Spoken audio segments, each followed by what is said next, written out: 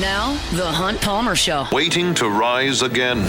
You're listening to The Hunt Palmer Show. Brought to you by Quirks, Cajun fried fish and shrimp on 104.5 ESPN Baton Rouge. This is the moment you've all been waiting for. Locking down the middle of the day. Live from the Raising Cane studio. This is Hunt Palmer.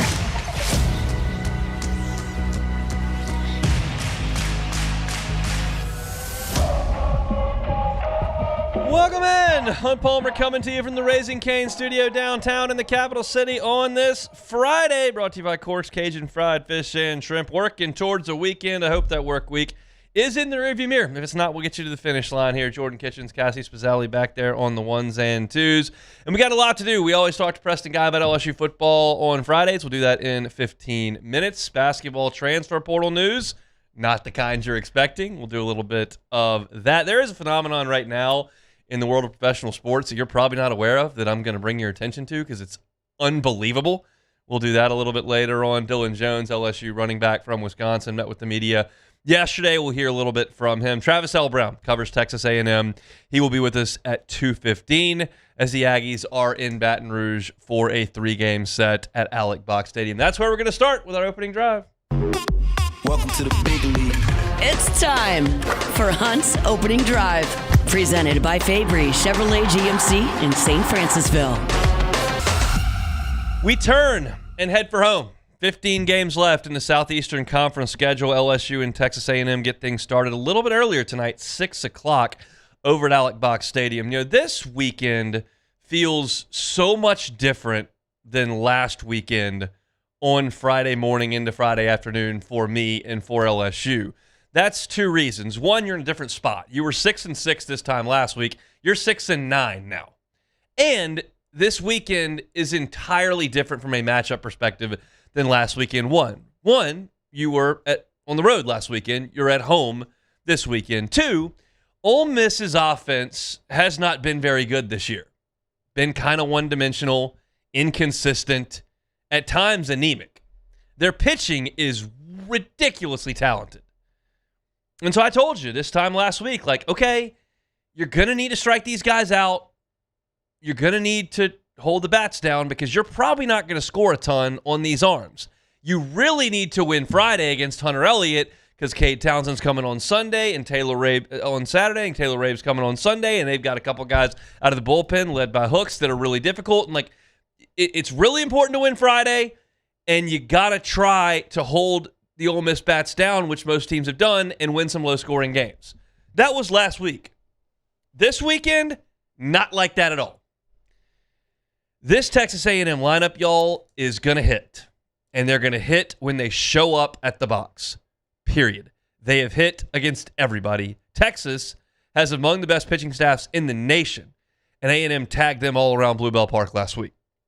You're talking about an A&M team, offensively, that leads these are in conference games, mind you, not the whole season, in conference games. 15 conference games for everybody, 14 for them in Texas, which I'll get to in a second, but it's even more impressive when you look at these numbers and they're missing a league game. They lead the SEC in conference games in batting average, 288 as a team. They lead the SEC in runs scored while missing a game, mind you. They're at 138. What's second place? 113. That's 35 runs more than second place in league games, and they're missing a game. They lead the SEC in doubles. They lead the SEC in slugging percentage by 87 points. They lead the SEC in walks. That's a huge issue for LSU on the pitching staff. They strike out the fewest times in the SEC. Not just slugging, taking pitches, not striking out, and they're second in the SEC in league games in home runs hit. They hit, they hit, they hit. That's how you average just a shade under 10 runs per game in league play. A&M has played 14 games. In 7 of the 14, they have scored double-digit runs, 10 or more. And they have been held to 3 or less in 14 games one time. One time. Now, this is only half the story, but I'm telling you right now, this team can absolutely rake. Caden Sorrell is going to be a top 10 pick in the draft this year. He hits left-handed. He's a junior. In SEC play, he's hitting .355 with 6 homers. For the season, .368 with 17 big flies for Sorrell. Gavin Grahovic hits leadoff. He's right-handed. He was an awesome freshman 2 years ago when they went to the national final. He missed last year with an injury. In SEC play, he's hitting .364, 5 homers. He is really, really good. And it's not just those guys. They went and got Chris Akopian, one of the top transfer players in the country. They've got a freshman second baseman who's just ripping the ball. Bear Henderson plays catcher. And you might look at his statistics on the Jumbotron and go, well, he's hitting like .270. Who cares? His on base is over 500 because he walks and leads the team in hit by pitches. They're a machine offensively. No doubt. It is a talented team. Now you're looking at this going, what the heck, man? Or is this, this is a super negative segment. Like, we get it. They can hit. Yeah, they can hit. They don't pitch very well. This is the inverse of Ole Miss. Shane Sadeo is going to go tonight. He is their Friday night starter. He was a good pitcher on their team 2 years ago that was a national finalist. He missed last year with Tommy John. He's their Friday night guy. Well, what are his SEC numbers, Hunt? He's the Friday night guy. Well, he's 0-2, which doesn't mean a lot. His ERA is 9.39. 23 innings pitched, 39 hits in league play. 23 innings, 39 hits in SEC play. Opponents are hitting .375 off of Shane Sadeo. In 5 SEC starts, he's allowed 8 home runs. Vanderbilt hit 4 home runs off Shane Sadeo. But it should be noted that he gets a lot of strikeouts. Against Georgia, he struck out 11. He struck out 11 against Georgia, and it was not like he was out there a long time. He wasn't. He struck out 11, and he was only out there for 5 innings. He gave up 2 homers and 5 earned runs. Against Vanderbilt, another short outing, 5 innings. But he struck out 10. Gave up the 4 homers, 4 earned runs, 3 walks.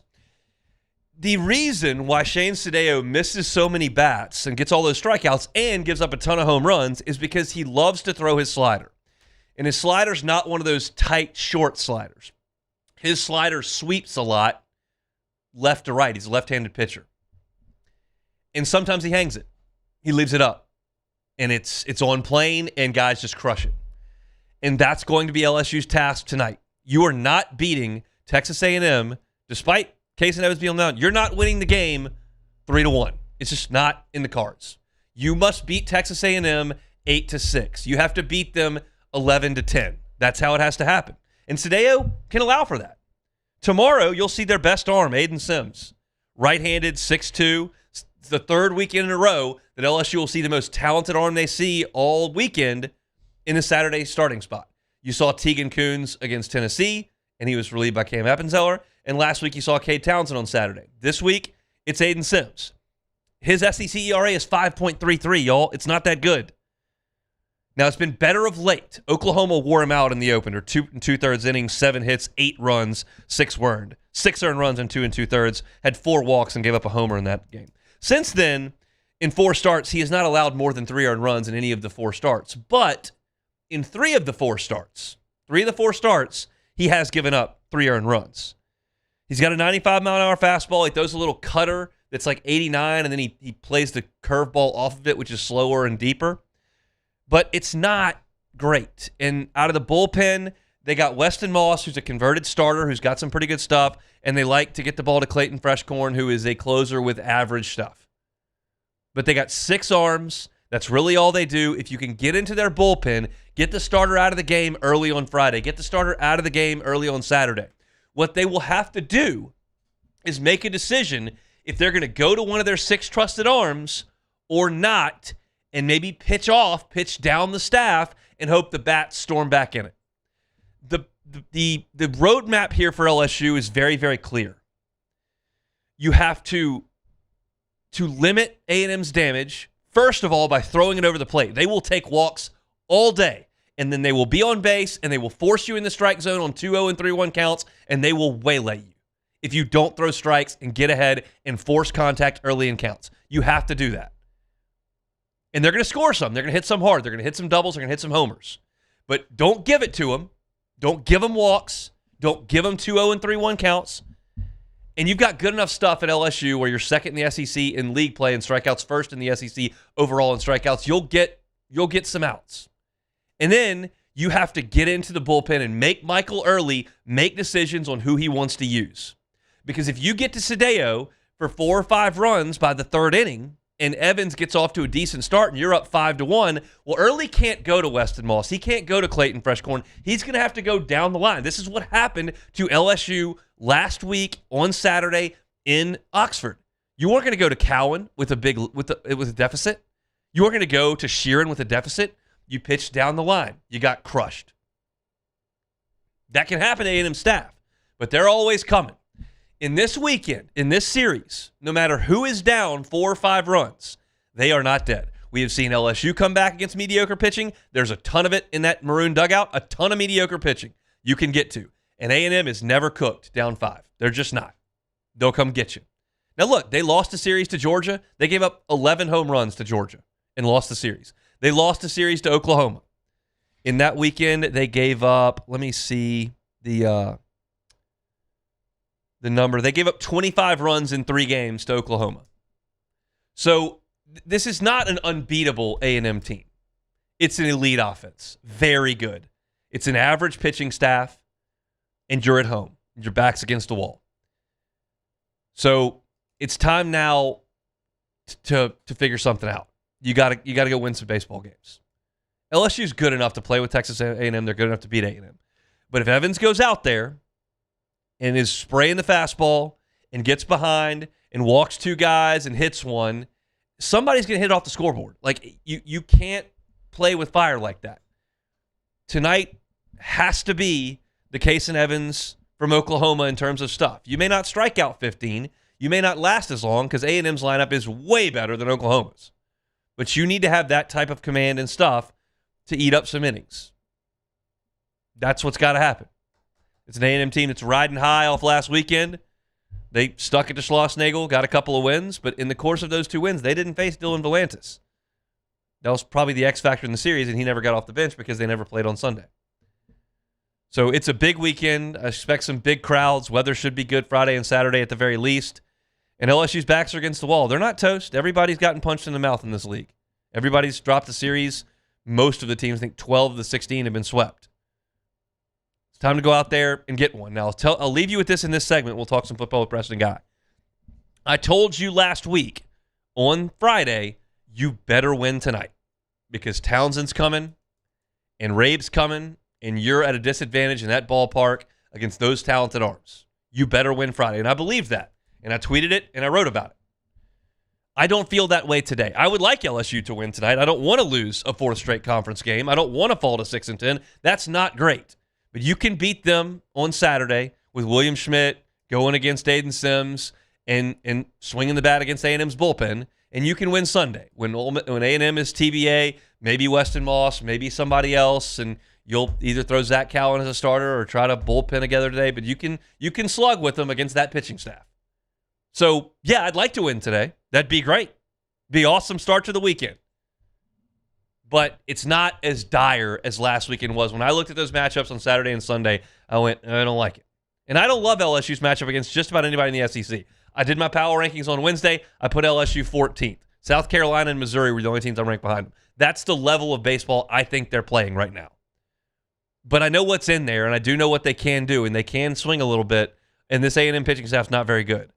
But just don't expect to go out there and win 3-1. I don't need to see any sack bunts. I don't need to see any trying to small ball anything together. You got to get into your cleats and slug the baseball with this team. And that's what LSU is going to have to do this weekend at the box. First pitch tonight is at 6 o'clock. If you want to listen to it, you can on our sister station, Eagle 98.1. I'll be on the call with Chris Blair. 5:30 pregame. Saturday's first pitch is at 7 o'clock, a late game on Saturday. 6:30 airtime over on Eagle. And then Monday you'll get your Sunday, you'll get your traditional afternoon start time. So we'll see how the weather cooperates on Sunday. But I'm looking forward to getting out in the box. It's been a minute since LSU played a home game at Alec Box. So we'll hope to see a bunch of y'all out there this evening. We'll talk more about LSU baseball in an hour. Travis Brown covers Texas A&M. He'll be with us to talk about the Aggies and kind of what their weekend was like last weekend and what to expect from this team coming in. And I got more as we move forward here on this Friday show. We're brought to you by Cork's Cajun Fried Fish and Shrimp. When we come back, let's talk some football with Preston Guy. That's next. The Hunt Palmer Show. Fabry Chevrolet GMC. They bring you our opening drive each and every day, and they're right there for you on Highway 61 in St. Francisville. It might be a great weekend to get up there and take a test drive. Weather looks great tomorrow. Get up to St. Francisville. See them. Check out the inventory online at fabrychevrolet.com. Take the quick drive up to St. Francisville on Highway 61. Pop in, say hey. You're going to be greeted with a warm smile, wonderful customer service, a great buying experience, as you've had with the Fabry family for 35 years in Baton Rouge. You understand what you're getting when you do business with the Fabry family. They're thrilled to have this new point as of October 1st on Highway 61 in St. Francisville. Looking for an SUV, Tahoes, Suburbans, they're all there. Yukons, Denali's, they're all there as well. So make that short drive to St. Francisville. Check them out on Highway 61 or check them out online, fabrychevrolet.com, fabrychevrolet.com. Hi, this is Beth Serena. Welcome to my pool.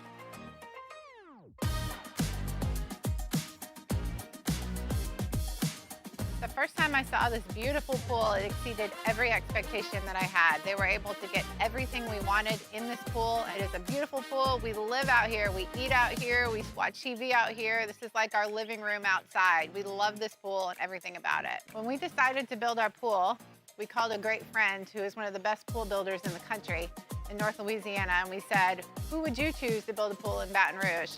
And without a hesitation, he told us Russell Pools. He said their history, tradition of great builds, great pools was unmatched. So of course, who did we call? Russell Pools.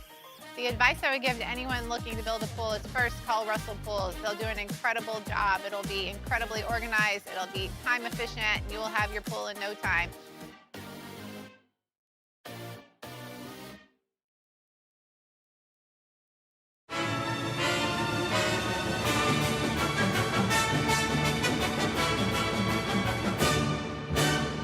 The Cane's Box Combo, a symphony of flavors. Raising Cane's Chicken Fingers, one love. When it comes to industrial construction, River Parish Contractors can do it all. Mechanical, structural, custom fabrication, specialized welding, and turnaround services. Strategically located in between Baton Rouge and New Orleans, we have the local team with the experience and commitment to safety to manage the most complex industrial projects. Period. Here's the deal. Partnering with us means your project is delivered on time, on budget, and most important, safely. River Parish Contractors, let's get building. These are the luckiest ice cubes in the world. They could have been a thankless bed for an all-you-can-eat salad bar. But instead, they've been called upon to cradle and cool a crisp, refreshing Dos Equis. Looks like the lucky just got luckier. Dos Equis. Bayou Chrysler Dodge Jeep Ram has the new 25 Jeep Grand Cherokee with $15,000 off MSRP. Plus the 7-year powertrain warranty that comes with all new Bayou vehicles. If you need sales or service, the crew at Bayou Automotive is going to do right by you.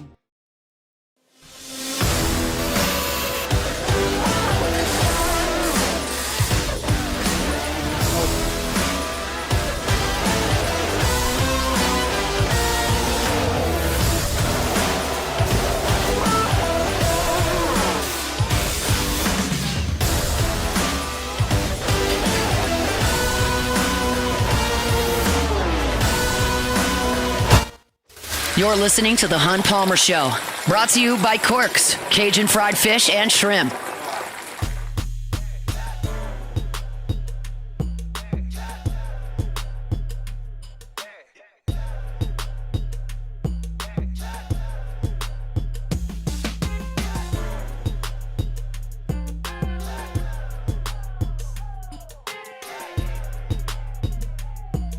Friday show is brought to you by Corks, Cajun Fried Fish and Shrimp. Pop in and see them, government between Foster and Jefferson. You can always check out the menu, corksfishandshrimp.com. Got big old platters if you're looking to feed a group, maybe a family reunion, a birthday party, graduation parties are coming up as well. Corks happy to feed a ton of folks. Get you a big tray of that crispy fried catfish, jumbo Gulf shrimp, shoestring fries, honey butter rolls, coleslaw, all the sauces your heart desires as well. Again, government between Foster and Jefferson. You can check out the menu, corksfishandshrimp.com. All right, Preston Guy with us, TigerBait.com, talking Tiger football every single Friday. Preston, how are you? How's it going? We'll be back in Tiger Stadium tomorrow, so I guess I'll be doing all right. We will. We'll be checking out a lot. Lane's giving us a lot more access tonight, actually anticipated, which is welcome. As I've said many times, he's under no obligation to do so, but it certainly helps us, and I think it helps the fans get a little feel on the pulse of things. We got a good look last Saturday in the morning as well. Give me your thoughts, not just Saturday, because I think everyone's aware that didn't go great for the offense, but of the two quarterbacks who were getting the lion's share of the reps with Sam Leavitt on the sidelines all spring long.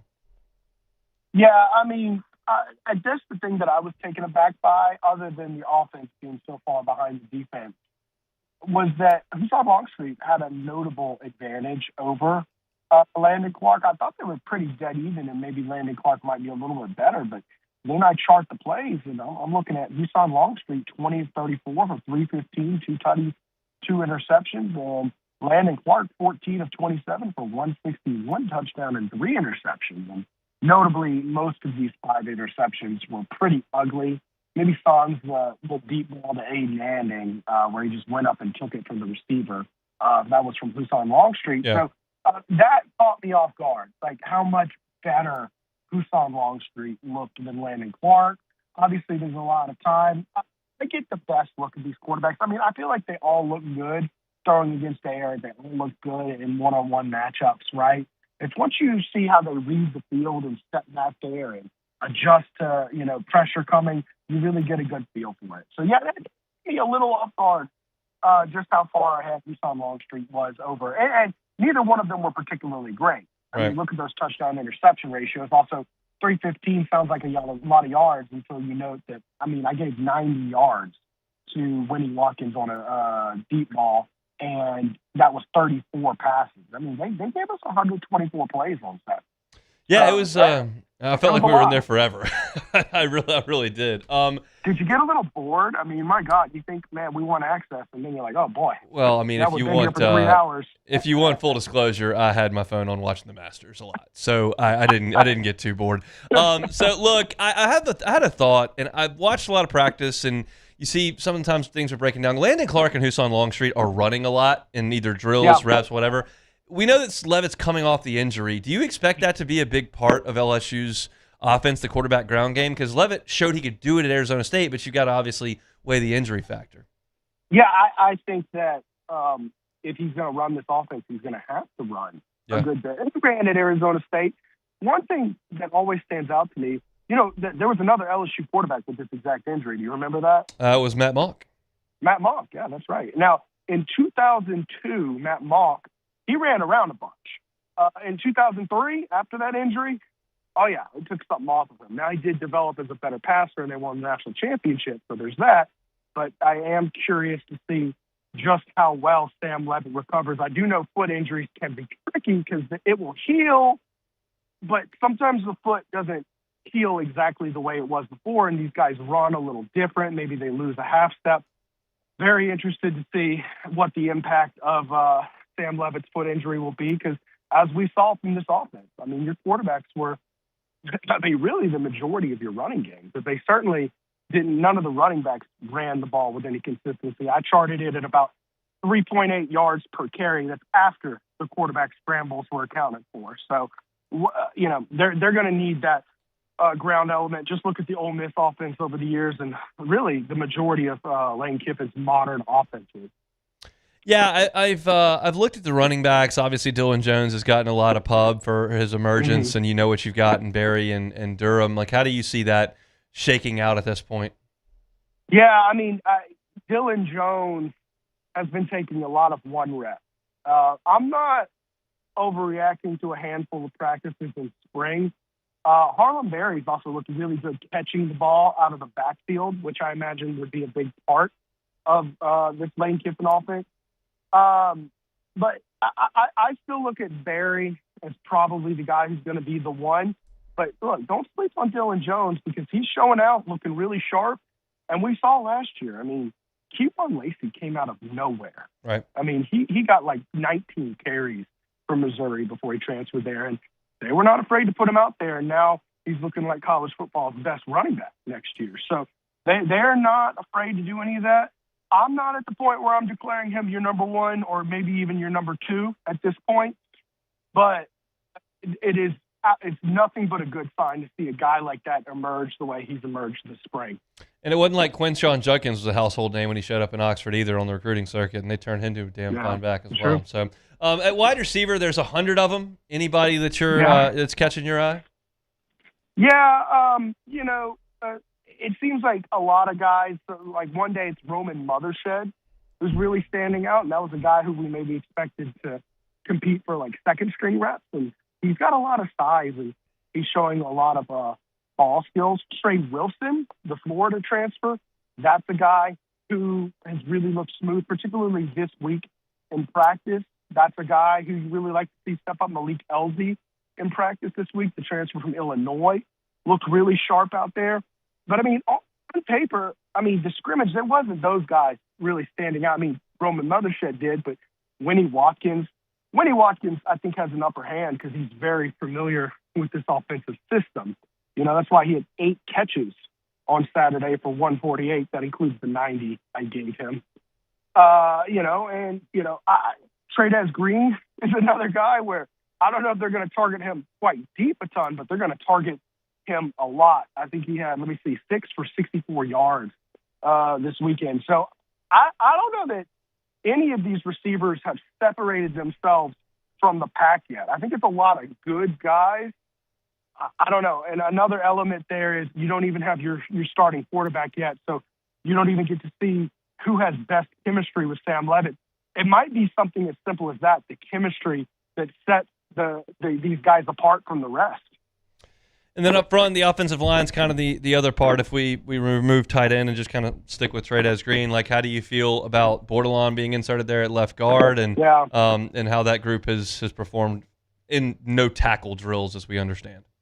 I definitely like Bo Bordelon as a guard. It'll be interesting to see if he can hold on to it. Again, Lane Kiffin has come out and said, this changes day to day. I also wonder if I think there's 3 fixtures on this offensive line. I think Malio Ba is going to be your right guard. I think Jordan Seaton, plug and play at left tackle. And then Braylon Moore is your center. I think it's those other 2 spots. They may tweak around and see what is the best unit. It's not even necessarily like who is your best right tackle, but maybe who can complement Ba next to him, right? Who complements Jordan Seaton the best? Who's the best fit? I do like that a local guy, Bo Bordelon, has held on to that spot. I wouldn't write it in with 10 yet, is what I'm getting at, because you got a lot of guys. I'm not sure that any of them necessarily will separate themselves from the pack. It's still early. Let's give it some time and see how that plays out on those 2 spots. Do you have a sense of who might compete with Weston Davis at right tackle? Or are you thinking Darren Stray? Are you looking at potentially Devin Harper moving from guard out there? Like, what's your thought on who could potentially give some competition to Davis? Yeah, that's a big question there. I don't even know necessarily who would be the tightest to him for that competition. But yeah, Stray's a guy, you figure he's 6'7", but again, young guy. Solomon Thomas is a guy you figure would play guard, but we haven't really seen much of any of him at all. If he's going to come back and have an impact, we don't really know. Then you got to think about guys like Satterwhite. The answer to the question is, I don't even know who's truly competing with him for those right tackle reps. It might not be the guy running with the 2s, if you get what I'm saying. They might have a creative solution. Right now, all of those 1 reps have gone to Weston Davis right now. They certainly have. We'll see you inside Tiger Stadium tomorrow, Preston. Thanks, man. All right, Hunt. See you then. Preston Guy, TigerBait.com, with us on Fridays talking LSU football. Our Friday show is brought to you by Corks, Cajun Fried Fish, and Shrimp. We'll step aside when we come back. A little basketball transfer portal news and kind of an update on where things are trending. We'll talk about that next. The Hunt Palmer Show. Gotros Outdoor Power. Gotros Outdoor Power. I was talking with Gant Gotro earlier today. They had an awesome month of March. Appreciate y'all for stopping by Gotros Outdoor Power and seeing them. But a lot of the deals that they had during their March Madness are still there. If you show up now in the middle of April, you're talking about up to $350 off their Raptor series, up to $550 off of their Fast Track series. You can get great deals at Gotros Outdoor Power. 2 different locations, one on Airline Highway in Baton Rouge, one in Gonzales. You can also check them out online at GotrosOnline.com. They've got delivery options for you if you don't have a trailer, but you want to get that zero-turn mower to maintain that property or big yard that you've got, and then get you behind the wheel for $100 a month of a Raptor. Family owned and operated more than 2 decades. Gotros Outdoor Power. Find them online, GotrosOnline.com. Gotros Outdoor Power. If your office is experiencing performance issues like slow networks, jammed printers, or disappearing files, Advanced Office Systems may be right for you. With powerful IT solutions, print management, document imaging, and security systems, they help offices regain confidence naturally. Side effects may include uncontrollable efficiency, smoother workflows, and a sudden burst of office joy. Say goodbye to those emotional breakdowns in the supply closet and get back on track with Advanced Office Systems. At Bayou Automotive, we believe in a sales process that puts you first. We want you to experience an easy purchase with clear pricing and great service. Let Bayou Ford and Bayou Chrysler Dodge Jeep Ram be your trusted partners in finding your perfect vehicle. The crew at Bayou Automotive is going to do right by you. Lockmere to Sean Fagan and Associates has won for our clients over $175 million over the decades, but our greatest success is our clients who have chosen and trusted us to help them. Whether you hire us at all, give us a call. You've got nothing to lose. Hi, I'm Sean Fagan. If you get injured, you could be staring at medical bills, repair costs, and lost income. Life can be turned upside down. At Lockmere to Sean Fagan and Associates, we'll work to turn your world right side up. Hire us, and like thousands of our clients, you'll be glad you did.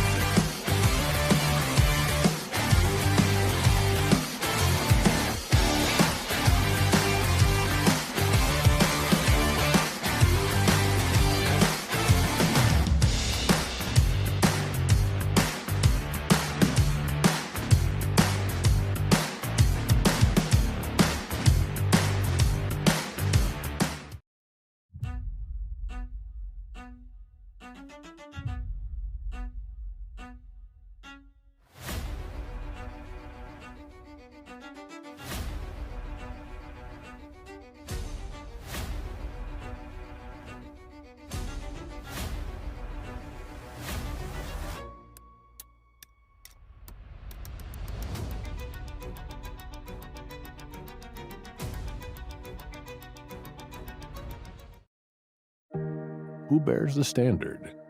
Who sets the bar? It's not those satisfied by low-hanging fruit or by taking it easy. Now the standard is set by the best of us, by those who work hard. Dig deeper. Give more. At Sunshine, we're proud to provide John Deere products that work hard for you, the standard bearers. Find the dealer nearest you at sunequip.com. Investing in a new roof doesn't have to be overwhelming. At Pelican Roofing, we offer 0 interest for 21 months because everyone deserves a safe, secure home. Trusted, local, affordable. Pelican Roofing, making This is the Hunt Palmer Show, brought to you by Corks, Cajun Fried Fish and Shrimp.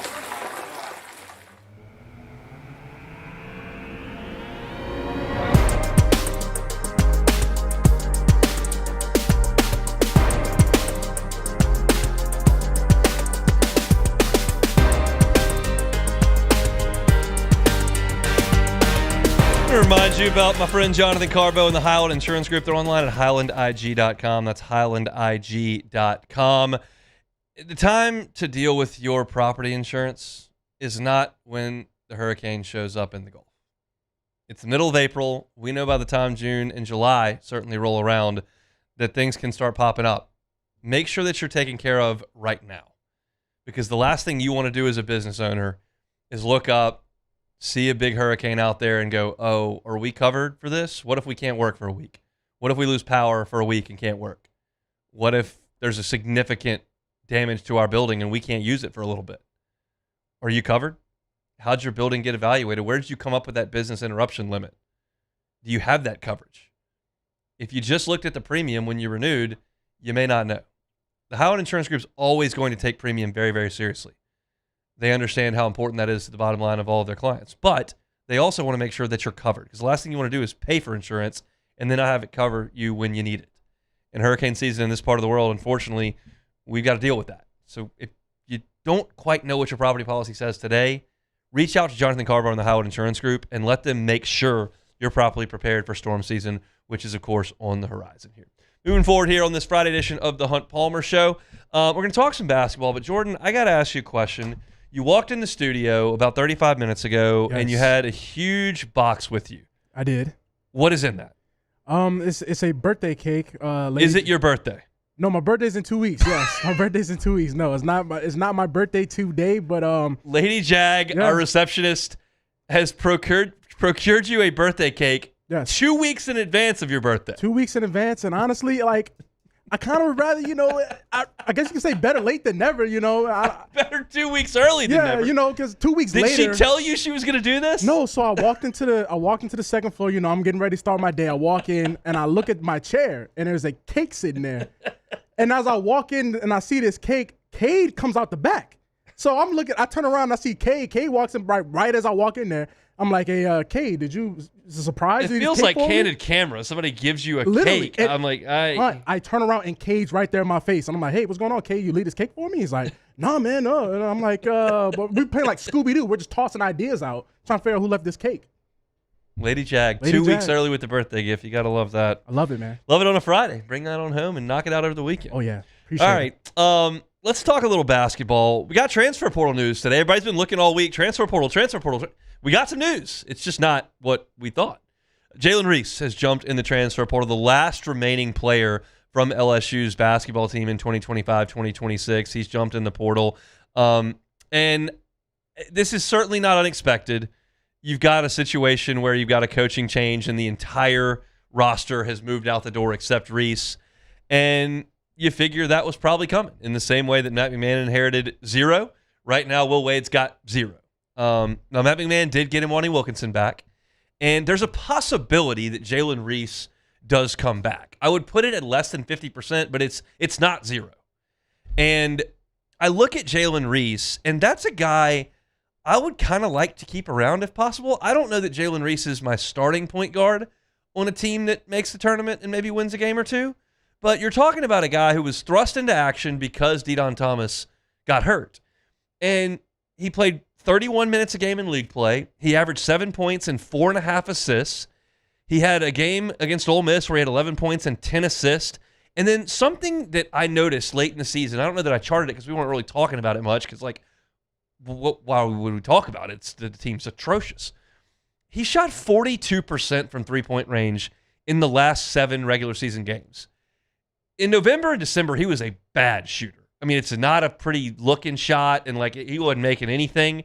And he worked, and he played more, and he started knocking down shots, and he was making 2, 3, 4 threes in all the league games, playing against really good point guards as a true freshman. So that's a guy who's got a quickness to him, the ability to handle the ball. He really distributes well, and I like the way he shot it late.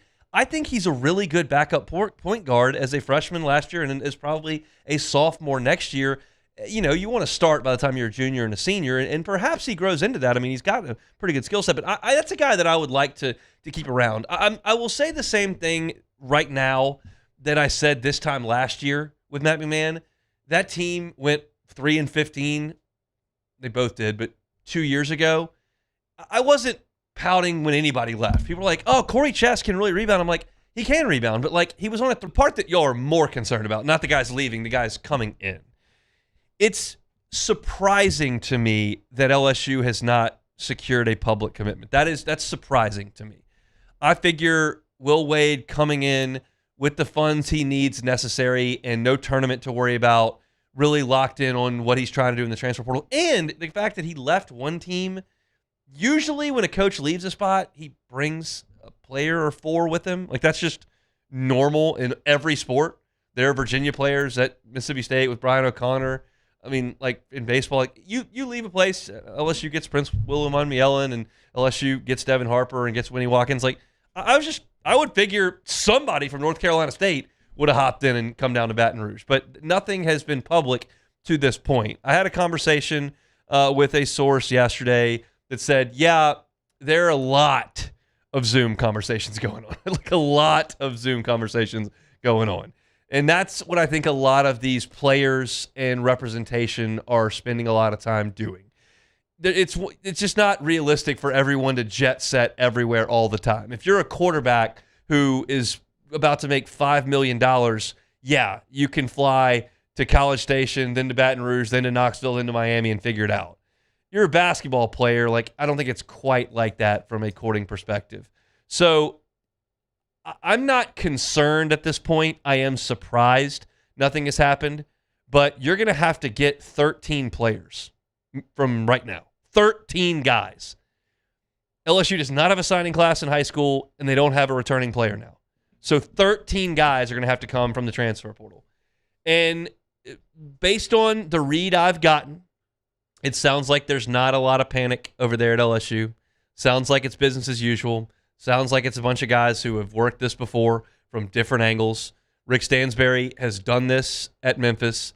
Will Wade has done this at LSU, McNeese, and NC State.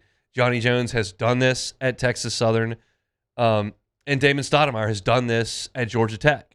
So they understand the landscape. They understand the agents. They've got relationships. They're having conversations.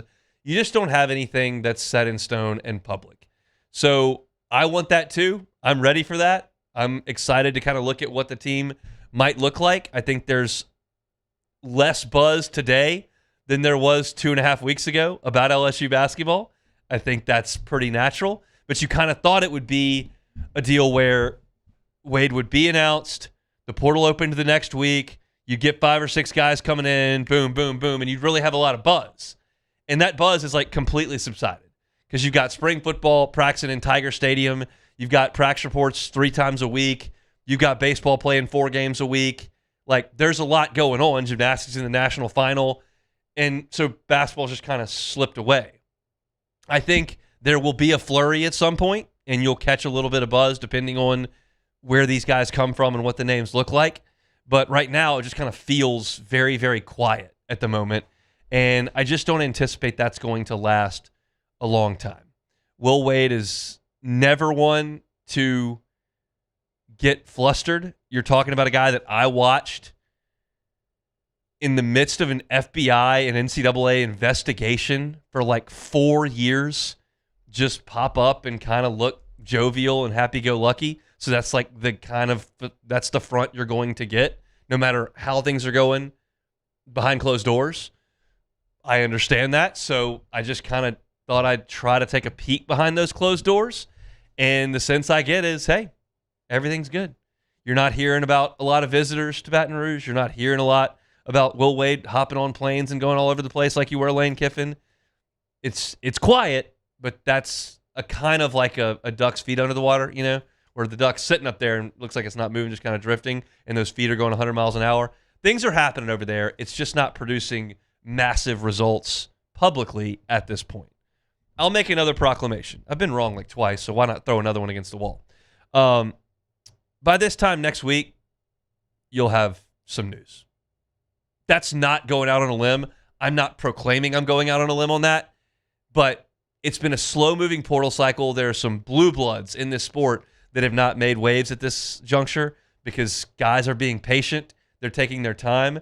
You can't let all the money dry up, but you can create a bidding war. And right now, if you're looking at that, if that clock, you're in the bidding war stage. You're not in the money's running out stage. There comes a point where that happens. It's like that in NFL free agency. Like, you got to get out there and get it while it's still there. And if you wait a lot longer, all of a sudden there's not a lot of money there. Cam Jordan's in that spot right now. You're not at that spot in college basketball. And I think LSU is going to be okay here. I can never proclaim like great things or awful things, but I think LSU is going to be in a pretty good spot, and they've got a plan here. So we'll see. Jalen Reese decides to move on.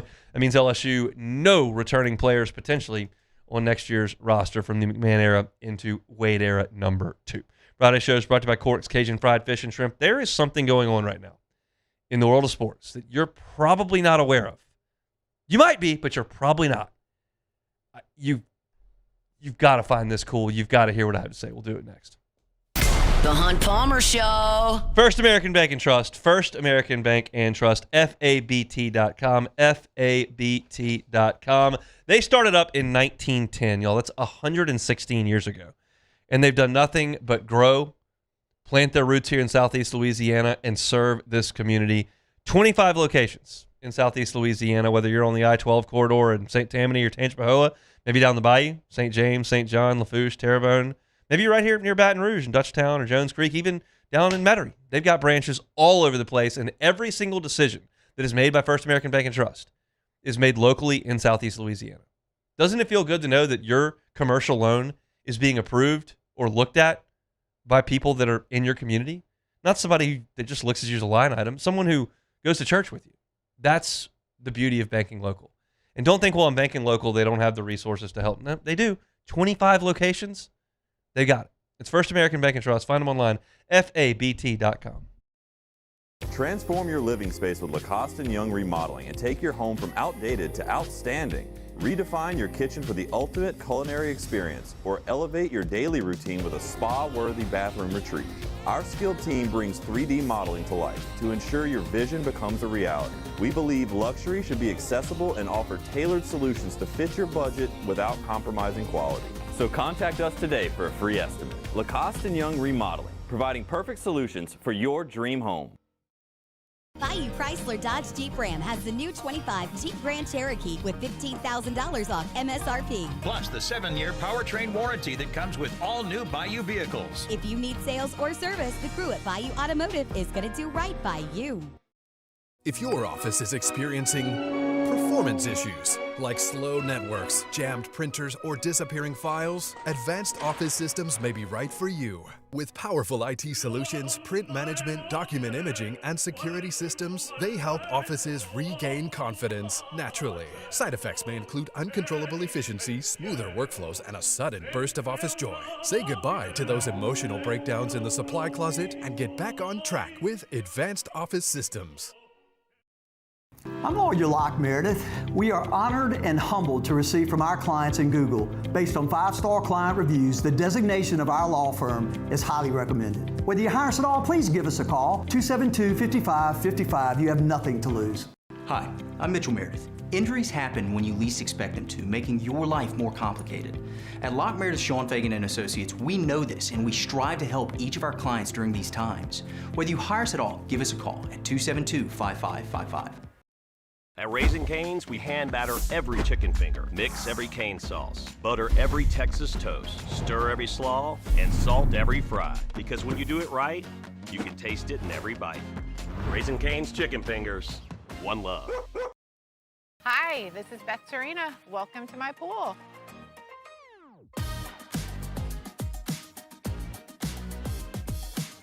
The first time I saw this beautiful pool, it exceeded every expectation that I had. They were able to get everything we wanted in this pool. It is a beautiful pool. We live out here, we eat out here, we watch TV out here. This is like our living room outside. We love this pool and everything about it. When we decided to build our pool, we called a great friend who is one of the best pool builders in the country in North Louisiana, and we said, who would you choose to build a pool in Baton Rouge? And without a hesitation, he told us Russell Pools. He said their history, tradition of great builds, great pools was unmatched. So of course, who did we call? Russell Pools. The advice I would give to anyone looking to build a pool is first call Russell Pools. They'll do an incredible job. It'll be incredibly organized. It'll be time efficient, and you will have your pool in no time. You're listening to The Hunt Palmer Show, brought to you by Cork's Cajun Fried Fish and Shrimp.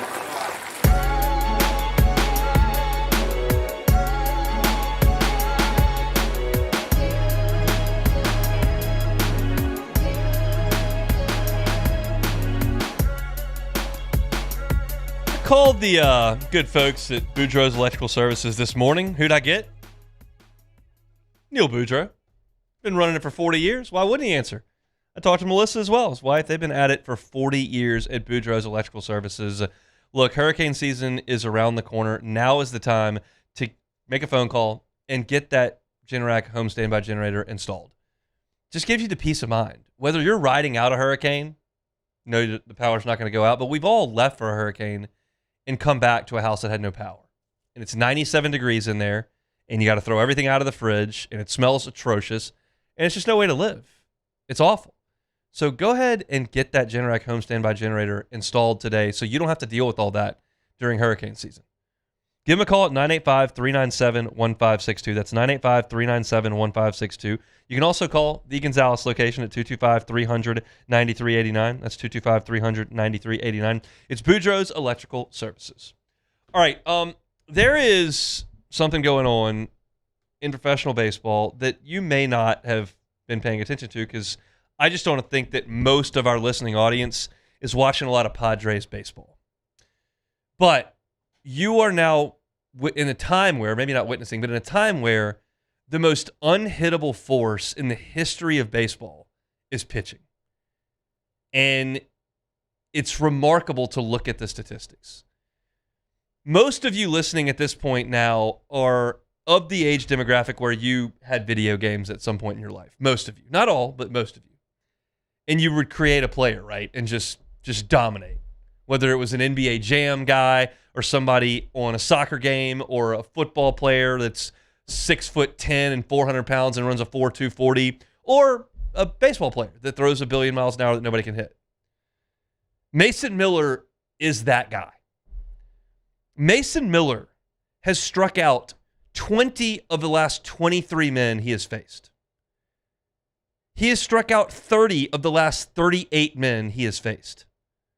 40 of 55, 50 of 70, 60 of 89, 70 of 105, and 80 of 135. No MLB pitcher in the last 50 years has matched any of those stretches at any point. He has done them all. This is a guy that throws, he sits at about 101, 102. He tops 104. And he has great control, doesn't walk people, and has a nasty slider.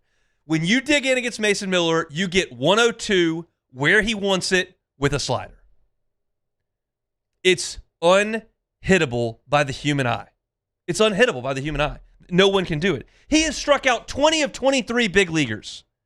Hunt, yesterday he threw a 96-mile-per-hour changeup. Listen to this number from Paul Hembekides. Now, this is not one that everyone will understand because this is an advanced analytic, but I'll try to help you.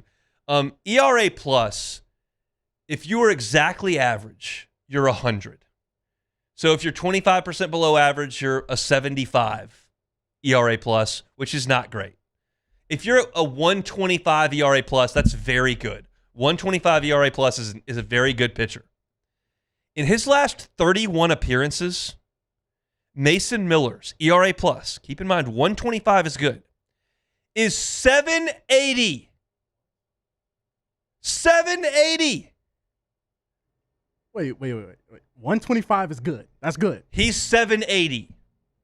And how is that possible? What's number two? Is any like who's close? Hembo came up with this. He's the stats guy for ESPN. I'm just reading tweets. I'm about to say, how is that possible? The Cubs played the Padres last year in the playoffs. And I told my dad, who doesn't watch the Cubs all year, but if they get in the playoffs, it's always like he'll watch them. And I said, here's the deal. Like, we have to get ahead because when Miller pitches, and it's only like 3, 4, 5 hitters, he never goes like 3 innings. He comes in and lets it eat. But when he's in the game, you can't score. It's not possible. It's a 3-game series, and he's going to pitch like 3 or 4 innings. You cannot score. So you have to hit anybody. He is the most unhittable force in the history of baseball. I don't know how anyone could even debate it. I'm not going to call him the best pitcher ever because he can only pitch 4 innings a week. So you'd rather have a starting pitcher that go out there and win the game with 7 strong. But my God, I mean, you can't 20 out of 23 big leaguers. That seems impossible. No, he's eating on my fantasy baseball team right now currently. Mason Miller, I mean, and have you seen his come out song? Yeah. Oh, to Corn. Like it's this guy is electric. Like you thought the little DS thing with the da, da, da, da, you thought that was cool. Nah, when you that, are you ready? You just always feel like we're bending the like laws of physics with athletes and how good they can really get. But from 60 feet 6 inches, there's nothing you can do. Nope. You just have to get lucky and get the ball. I mean, these numbers, like striking out 40 out of 55 big leaguers, there's a reason no one's done it in 50 years. Yeah. It's unbelievable. So again, we're not here to cover Major League Baseball on a daily basis.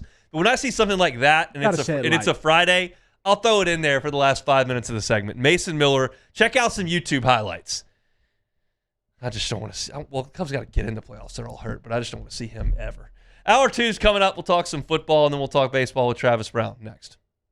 The Hunt Palmer Show. Fabry Chevrolet GMC. FabryChevrolet.com is the website. FabryChevrolet.com. You know, we kind of live in an online purchase world, right? You can buy just about everything online. So if you're uncomfortable heading onto the lot, I get it. Like, you shouldn't feel that way with the folks at Fabry, but you may have had an uncomfortable situation at a different dealership at a different time, and you'd rather just, to comfort your own home, survey things. Well, go to FabryChevrolet.com. The entire inventory of Chevrolets and GMCs is on the lot. It's right there online. So you can look at the deals, you can see the features of the vehicles, and kind of get a sense for what you want. And then I just highly recommend you make the short drive over to St. Francisville, whether you're in Baton Rouge, north of town, in Zachary or Baker up in Scotlandville. Maybe you're over in Point Capee Parish or the Felicianas. Just make that short trip over to Fabry Chevrolet GMC and take a test drive for yourself. Feel that customer service difference at Fabry Chevrolet GMC. The entire inventory is online at FabryChevrolet.com. When it comes to industrial construction, River Parish contractors can do it all. Mechanical, structural, custom fabrication, specialized welding, and turnaround services. Strategically located in between Baton Rouge and New Orleans, we have the local team with the experience and commitment to safety to manage the most complex industrial projects. Period. Here's the deal. Partnering with us means your project is delivered on time, on budget, and most important, safely. River Parish Contractors, let's get building. My father, J.B. Falgu, had a vision of growth for First American Bank and the communities we serve. The bank's foundation was built on his legacy of compassion, loyalty, and dedication. Through his years of leadership, First American has prospered to heights even J.B. could not have imagined. I know my father would be extremely proud of the customer service and financial stability that First American provides to Southeast Louisiana. We continue to thrive because of the legacy of J.B. Falgu. I'm Lawyer Locke Meredith. If you're battling an insurance company because of a wreck not your fault and they're not calling you back or being fair, whether you hire us at all, give us a call, 272-5555, or email Locke Meredith, Sean Fagan and Associates. You have nothing to lose. Hello, I'm Collins Meredith. If you've been injured on the job, you'll likely have a workers' compensation claim, but you may also have a tort claim, which opens up significant recovery rights not normally available for a work injury. If this is you, call us or come see us at Locke Meredith, Sean Fagan and Associates. When it comes to choosing energy for your family and your home, make the smart choice with natural gas. You can count on efficient and affordable natural gas to keep you comfortable and reduce your environmental impact to help protect our planet. Together, we're fueling our energy future. Atmos Energy. At Ochsner, we know healing is a team sport. That's why we've partnered with world-renowned orthopedic surgeon Dr. James Andrews to create the Ochsner Andrews Orthopedics and Sports Medicine Institute. Whether you're a professional athlete or a weekend warrior, our team of specialists are dedicated to getting you back in the game. So whatever your reasons are for reaching your personal best, we've only got one. You. Ochsner Andrews Institute. Long live you. Man, age is just a number. Don't let it dictate how you feel. Goodwood Men's Sexual Wellness has anti-aging services that can help you look and feel your best. Visit yourgoodwood.com and discover a renewed sense of vitality. Everything you need for a stunning garden is at the Plant Barn in Baton Rouge. From trees and shrubs to plants and pottery, the Plant Barn has it all at great prices. Visit us today on Valley Street, right off Perkins Road in South Downs.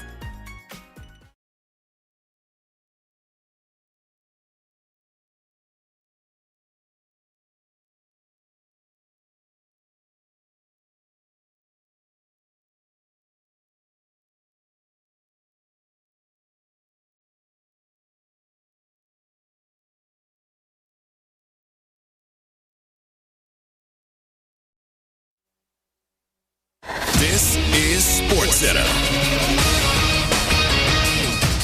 I'm Nick DeLuca. Winner go home in the NBA tonight. Pair of play-in matchups on the eve of the basketball postseason. The Hornets battling the Magic for the right to play the Pistons in round one. In the West, the Warriors with a chance to find their way in as the 10 seed after a win over the Clippers. Now waiting on a matchup with the Suns in Phoenix. ESPN's Kendrick Perkins counting on a big night from Devin Booker. Last game, 22.7 for 17 from the field, but I need Devin Booker to be powerful. When all eyes, like Stephen A. said, is going to be on Steph Curry, what he's going to be doing, his greatness, it's a moment for Devin Booker to actually steal the damn spotlight. Perkins on First Take. Elsewhere, Will Anderson getting a massive payday. Texans star edge rusher signing a historic 3-year, $150 million extension to make him the highest paid non-quarterback in NFL history. Had 12 sacks a season ago. In baseball, some sad news. The Angels mourning the loss of Garrett Anderson, who passed away at age 53. He is the franchise's career hits leader, leading them to a World Series in 2002. Hey, it's your resident Super Bowl champ, Chris Candy, coming up Monday.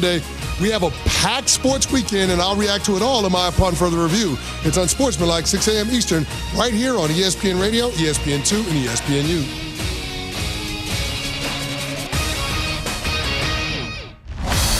Now, The Hunt Palmer Show. Waiting to rise again. You're listening to The Hunt Palmer Show. Brought to you by Corks, Cajun fried fish and shrimp on 104.5 ESPN Baton Rouge. This is the moment you've all been waiting for. Locking down the middle of the day. Live from the Raising Cane studio. This is Hunt Palmer.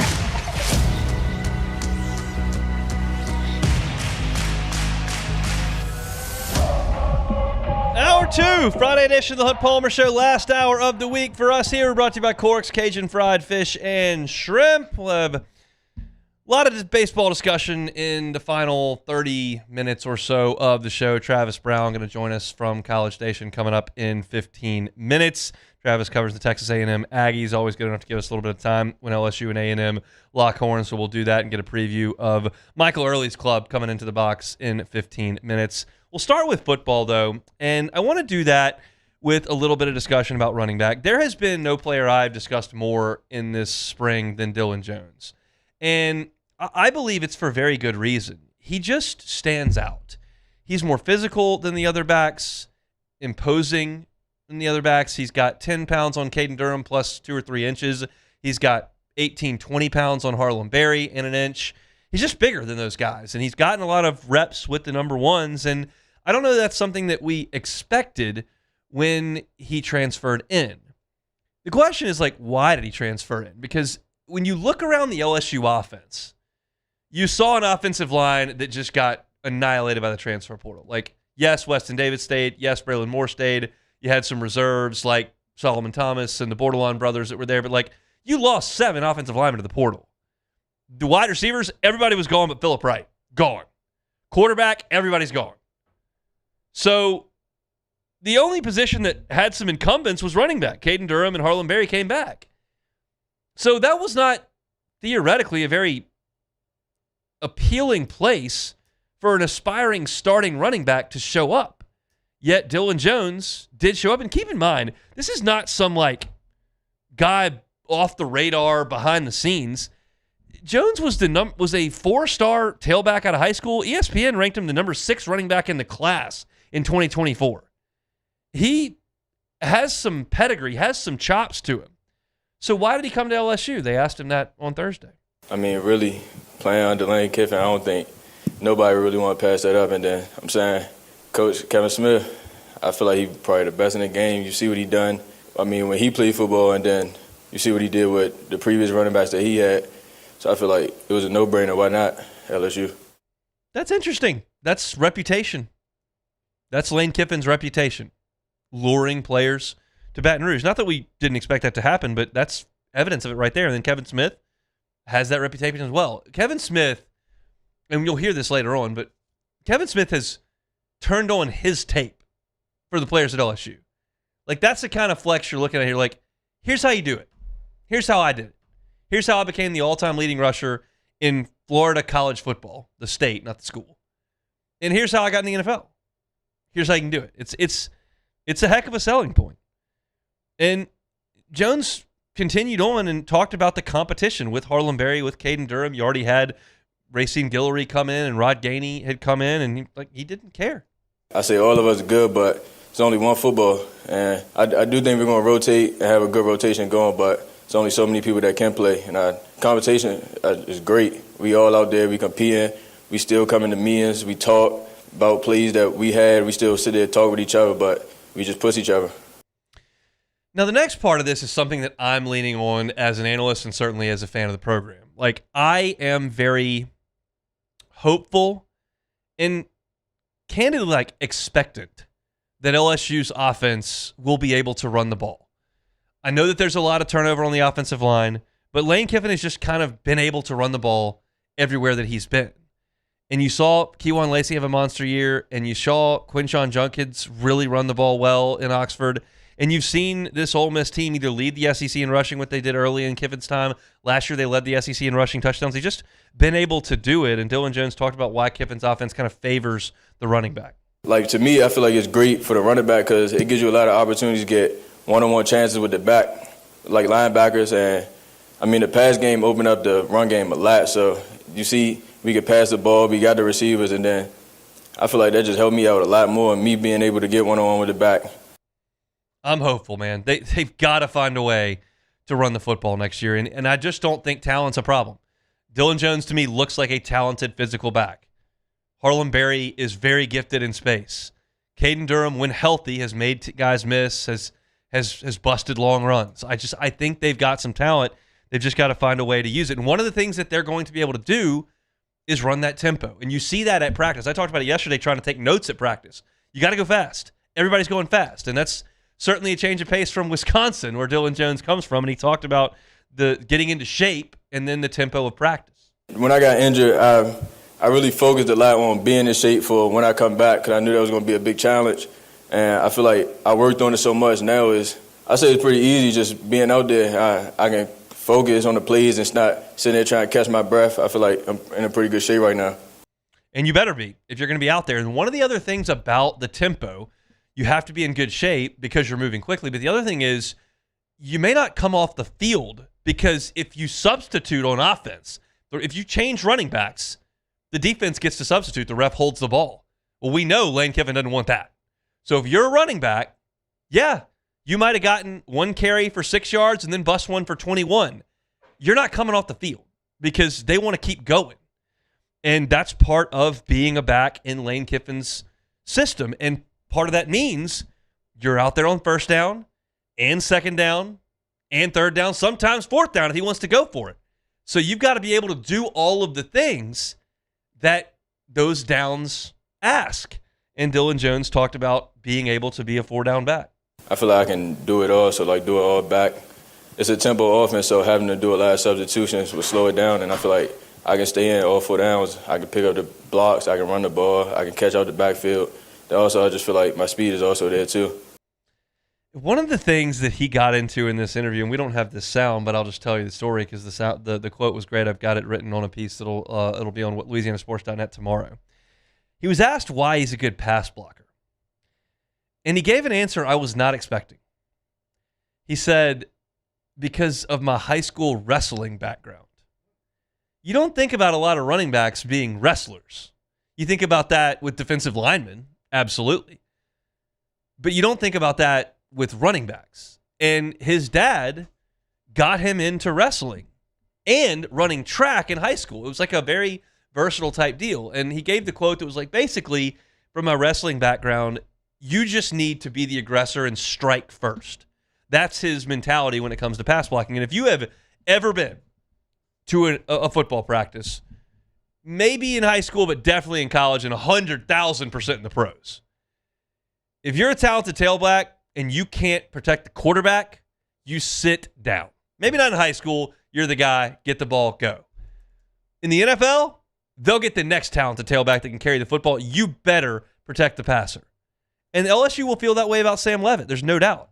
And Dylan Jones brings that type of skill set to the table. And you know that Kevin Smith is going to demand that as well. And Dylan Jones talked about Kevin Smith and his coaching style. In the meeting room, he showed us his film, and then He showed all the plays he had, the stats he had, and just what helped him get to where he was at. And I really just paid attention to that. And then he also talked about just being able to move your feet through the line of scrimmage, getting your pass lower. I really think just talking to him, and he know the game very well. People see what he done, and I think just listen to him and continue being coachable, and that helped out a lot. One of the things I've noticed about Kevin Smith at practice, I've told y'all this a bunch of times over the last month, but the running backs are the closest position group to us. Offensive line is really far away. Defensive line is pretty far away. Quarterbacks and wide receivers are close enough. Corners are close enough. Running backs are in our lap. Like, they are right there. So you can hear literally every word Kevin Smith says. I can stand 4 feet from Kevin Smith. And so we have at times. And he critiques every single rep these guys do. When they're running through those barricades, when they're running through cones, there's not one time a guy goes through and Kevin Smith just sits there quiet. He's talking about pad level. He's talking about ball security. He's talking about move your feet. He's talking about move your hips. He's talking about go faster. Like, there's always something he's got. And I think about running back as like, a position where you just give me the ball and let's go. And I hear Hester talk about all the time, like, you can either run the ball or you can't. And that's kind of, I've adopted that from him because he certainly knows a lot better than me. But you get the sense that it's not an accident that Ole Miss has produced really good running backs that weren't necessarily 5-star all-world recruits. They're talented guys and they know how to run the football, but Kevin Smith's probably a pretty good position coach. And I think he's got some guys to work with on this roster. And I'm hopeful that LSU can really cultivate some sort of running game here. And I believe right now, as I sit here, that Dylan Jones is going to be a big part of that. Maybe the biggest part of that. Wouldn't surprise me at all if Harlan Berry was it. Wouldn't surprise me at all if Dylan Jones was it. Wouldn't surprise me at all if Caden Durham had a really nice year. But I like the way Jones has worked in camp, in spring practice, I guess I should say. And I think there's a chance he could be a real impact guy. Interesting to hear from him yesterday at interviews. Again, I'll have a piece up on Dylan Jones on LouisianaSports.net tomorrow morning, probably around 8 o'clock for your morning coffee on a Saturday. We'll be able to go out and see LSU inside Tiger Stadium at 11 o'clock tomorrow. So practice report coming your way tomorrow afternoon as well at LouisianaSports.net. All of it, as always, is for free. Our Friday show is brought to you by Corks, Cajun Fried Fish and Shrimp. LSU and A&M tonight. We're at 4.5 hours or so from first pitch. Travis Brown will come aboard, and he will talk about these Texas A&M Aggies when we come back. The Hunt Palmer Show. One Bath and Closets. OneBathAndClosets.com is the website. David Duvall and his team, 30 years redesigning and remodeling bathrooms and closets. If you are in a house or have a bathroom that was built or remodeled or renovated in the early 90s, maybe mid-90s, you might have one of those huge jacuzzi-style tubs. They were in vogue then. They're probably not as much now. And you might not ever use it. How much space does that thing take up? Be honest. It takes up a lot, right? If you don't ever use that 25-year-old jacuzzi, take it out. It's taking up a lot of space. You could put a glass walk-in shower right there and completely change the aesthetic and functionality of your bathroom. And it can be done in 3 to 5 days with David Duvall and One Bath and Closets. That's what they can do. Every job's a little bit different. Every house is a little bit different. So I can't promise you 3 days, but you're talking about something that's a short-term project that can be transformational in your bathroom. Check it out online at onebathandclosets.com. Get that free consultation and see about the financing options. 0% up to 18 months. It's One Bath and Closets. They're online at onebathandclosets.com.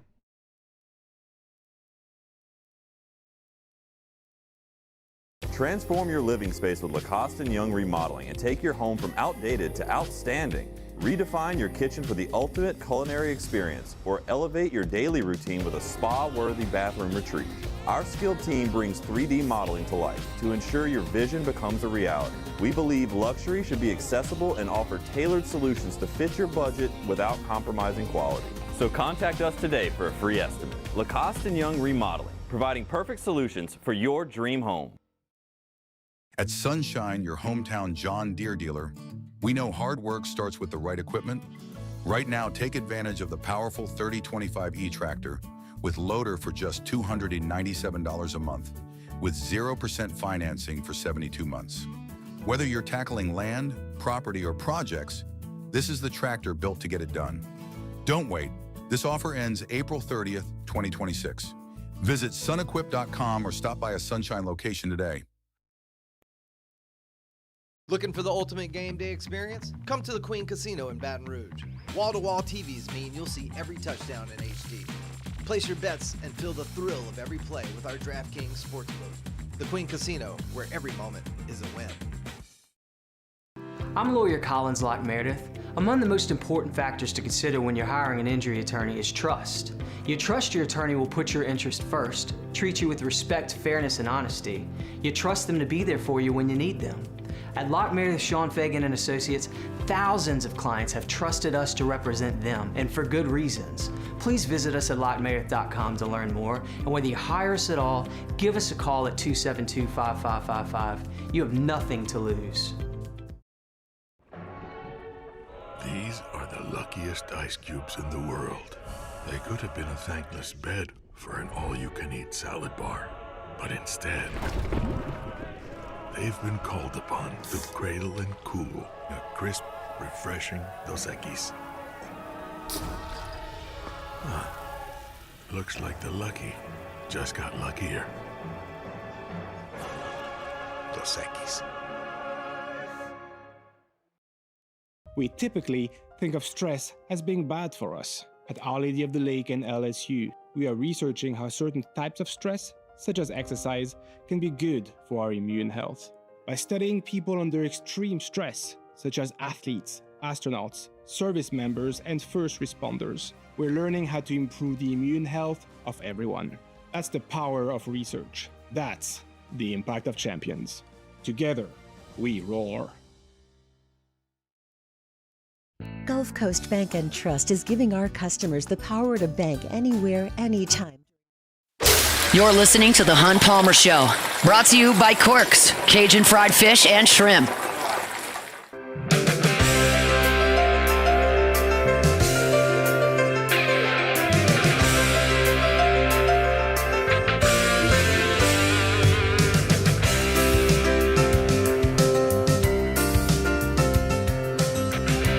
Should be an exciting couple of nights inside Alec Box Stadium, Skip Bertman Field, LSU and Texas A&M. It'll start tonight at 6 o'clock, tomorrow night 7 o'clock, late first pitch for a Saturday between LSU and A&M. Travis Brown covers Texas A&M for KBTX Sports over in College Station. Good enough to give us some time on this Friday. Travis, thanks for the time. How are you? Doing well. Thanks for having me. It's our pleasure. Let's kind of go back to the beginning before we get to the present here. Obviously, so much expectation on last year's A&M team, and injuries kind of riddled things, and they didn't play very well at times and end up missing the postseason. What kind of tone did that set entering this spring for Michael Early in this program? Yeah, I think that the biggest difference and the thing that you can kind of point to is that Michael Early last year kind of handed off some of the day-to-day hitting coach responsibilities last season to Caleb Longley, and try to do a little bit more of the CEO thing in his first year as a head coach. And I think what came of that was a little bit of a slump in what A&M has been so good at since he's been here and been the hitting coach starting in 2022 when Jim Schlossnagle got here. And that's just having really high-powered offenses. And so because of some of the stuff that happened last season and because of the departure of Caleb Longley for his own kind of business ventures, Early kind of took a little bit more of a hands-on approach again to the hitting. And I think that's shown as A&M has one of the statistically best offenses in the country so far this season, and leads the SEC in home runs and has just been a force at the plate so far. So I think if there's one of the biggest changes or maybe growth pieces from last season, that would be Early getting back into being a little bit more hands-on on the offense. Can you set the scene in College Station last weekend for Friday and Saturday for us? It was wild. We were out there, 3 hours before the game to do some live shots and stuff like that. And there was a line, all the way basically out to the street of people waiting to get in. There's a decent amount of kind of general admission seating in Bluebell Park. And so when those gates opened, about 2 hours or an hour and a half before the game started, those general admission seats were all completely full, and they were given it to Jim Schlossnagle and given it to the Longhorns always funny. Anytime anybody in orange walked by Section 203, which is the kind of the rowdiest group in Bluebell, they were chanting just directional school names at them as if they were just T-shirt Longhorn fans. So it got rowdy. And, it's interesting. I asked Michael early yesterday about how if this was a good kind of appetizer for going to the box this weekend, because it's your own fans as opposed to visiting fans, but it's going to be, usually an electric environment in there. And he said that's actually something he talked to the team about how it's going to be 2 weeks of usually probably pretty electric environments. But it's all just kind of noise, whether it's they're for you or against you. You just kind of have to block out the noise. So yeah, it was probably the loudest boos I've ever heard from an A&M fan base when Jim Schlossnagle went to the mound. And the most early arriving crowd. And it was, I think, in those 2 games, winning against Longhorns, A&M fans went home pretty happy with their decision to show up. A little bit of an appetizer for Lane Kiffin heading back to Oxford in our part of the world here in September. I think that's something we can draw a parallel on there. All right, let's talk about this A&M offense first. You mentioned statistically how good they have been. We know the star power with Sorrell and Grahovac, but how good is this unit 1 to 9? They're good enough that their number 3 hitter, who might be one of the best all-around hitters, Chris Hakopian, has been in a slump, and it hasn't even mattered. I think the biggest difference to where they are now at this point in the SEC slate as opposed to the beginning is the fact that they've found and been able to generate offense in different ways than just the home run. I think early in the season, especially because Bluebell Park is such a hitter's ballpark, and you can hit a 55-degree launch angle pop fly and it sails out of the ballpark. They've been able to kind of string together hits, take extra bases, work some situational hitting. I mean, through that Texas series, Caden Sorrell didn't necessarily have a great series as far as the scorebook goes, but he hit 2 ground balls to second with runners on third that scored runs in key situations, and I think that was huge for this offense. And then you look to guys like the 3 freshmen that they have starting: Nico Partita at third, Boston Kellner at short, and Jorian Wilson in the outfield. And all 3 of those guys have been able to produce. Right now, Nico Partita at third has more home runs on the season than Gavin Grahovic does, and Gavin Grahovic holds the program's home run record for a freshman from what he was able to do 2 years ago. So just all around good offense, and they're able to do it in a lot of different ways. Travis Brown is our guest, covers Texas A&M for KBTX Sports over in the Lone Star State. All right, Shane Sadeo is one I want to talk about because his numbers are interesting. The strikeout totals are very, very high. So are the runs allowed. What separates the big strikeout numbers from giving up all the long balls and the runs that he's allowed in SEC play? Yeah, you kind of hit it right on the head there. It's been the long ball. The staff has actually done a really good job of keeping traffic off the base paths and getting a lot of swing and miss. And I think that's why when they have been in these instances where they've given up a lot of home runs and a lot of solo home runs, typically that's what a coach wants. In the SEC, you're going to give up home runs. There's good hitters in here. As long as you keep runners off the base paths and limit them to solo home runs, typically an SEC head coach will say that's a job well done. But they've just allowed a lot of solo home runs over the weeks leading up to this Texas series. I'm talking like 5, 6, 7 in a game. And then you're kind of in an instance where, okay, well, you can't give up that many home runs. And so it's been a hard kind of decision, I think, for Michael Early and his coaching staff, because other than, 4 or 5 pitches, Shane Sadeo, Weston Moss, and Aiden Sims has been really good, but those 5 pitches has produced runs, and sometimes that's lost in games. And so Shane Sadeo is by far the best starter they have out there. I mean, he has like a 5 or 6 pitch mix, which is just way more than anybody else that they could throw out there to start. He's a competitor. He's a veteran. Easily their best talent out there. He just, on occasion, has left one over the plate or left one high, and that's turned into 5 at times or 6 solo home runs in a game. And and that just sometimes isn't enough for A&M's offensive bats to overcome. So, it's like a right down the middle season. You can't say it's been bad because he's produced a lot of swing and miss and kept people off the base paths, but the home runs have lost some games at the same time. You mentioned Aiden Sims, and LSU will see him on Saturday. TBA for Michael Early and A&M on Sunday. Weston Moss is a name you mentioned. I think a lot of LSU fans are familiar with him because he's been in the program. What role do you see for him this weekend? How would Michael Early like to use him? Yeah, they're in the mode of winning series right now, so I think they decided to go ahead and move him up. He had the most extra base hits and home runs allowed through SEC play of any of those guys, so it kind of makes sense maybe to bump him from the starting role. But they kind of put him back in the idea is to put him back in the pen, and if Shane Tadeo gets rocked a little bit earlier, Aiden Sims does, they need to do a long relief situation, or if they use up Clayton Freshcorn in the first game and need kind of a closing situation, they can throw Weston Moss out there. He has the potential to maybe come back and start if those pitches are minimum, but they want to go ahead and get that series win if they can in those first two games. And so it'll be maybe one of the first arms out of the bullpen or arms out of the bullpen in a key situation if they need that. And if they don't need him, like they didn't against Texas in those first two games, he was slated to start the Sunday game that ended up getting the 9-hour rain delay that never even really happened.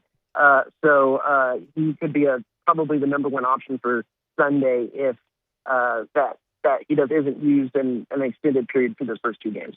Travis, we really appreciate some time. We'll do it again soon. Thanks, man. You got it. Anytime. He is Travis Brown, KBTX Sports over in Texas, talking about the Aggies. I'm going to do a little bit more on this series when we come back from a break, but he mentioned Weston Moss as a guy that they had in the rotation. They've taken him out. He might be used in the closing situation if they need him after Freshcorn closes one game. He might be starting on Sunday. Very much in the mold of Zach Cowan from a usage perspective for A&M. However, they're very opposite. Weston Moss is like 6'5" and throws really hard.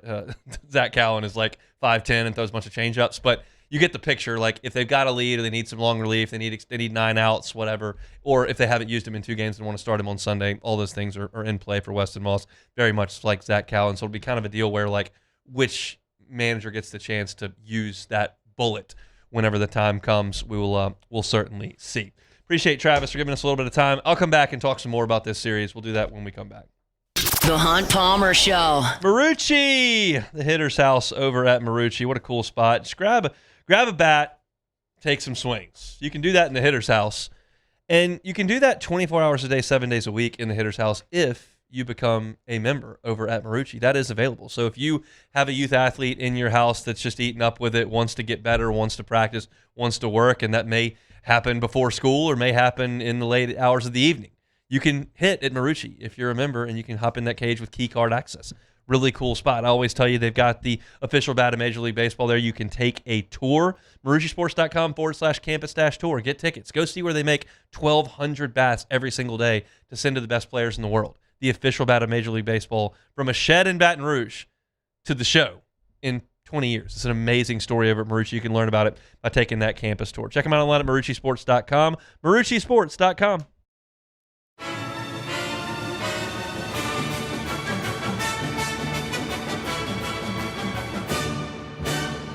The Cane's Box Combo, a symphony of flavors.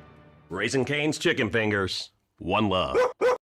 At Ochsner, we know healing is a team sport.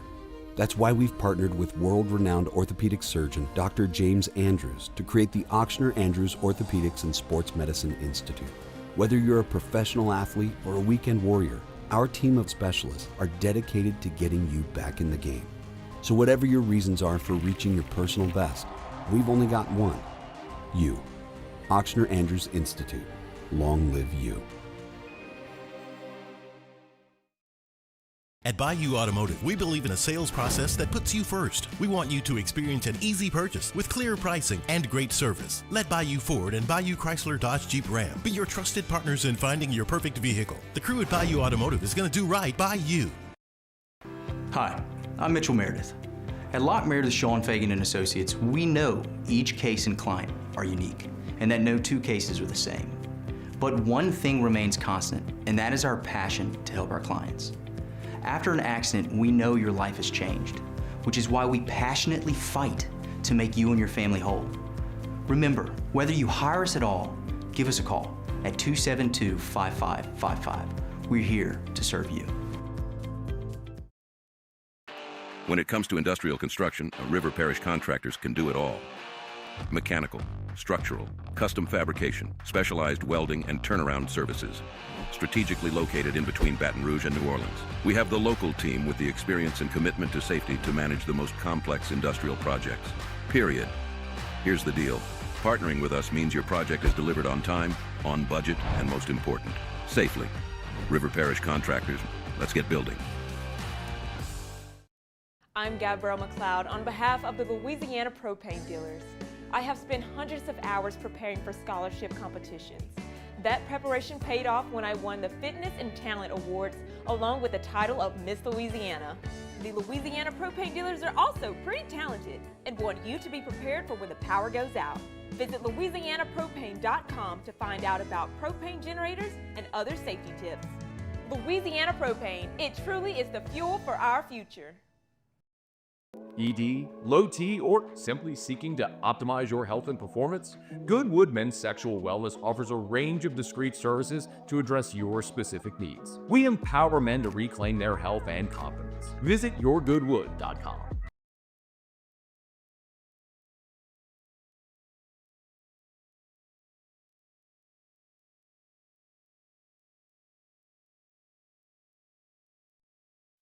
You're listening to The Hunt Palmer Show, brought to you by Corks, Cajun Fried Fish and Shrimp.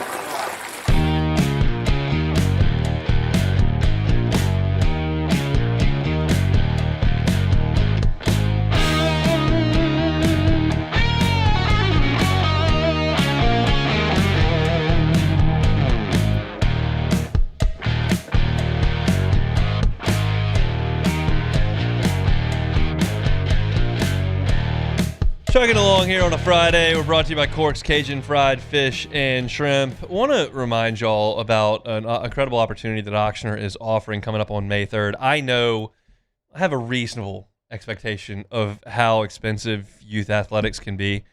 Year-round stuff, travel ball, the whole deal. Like, the price tags get way up there, obviously. Here's something for free.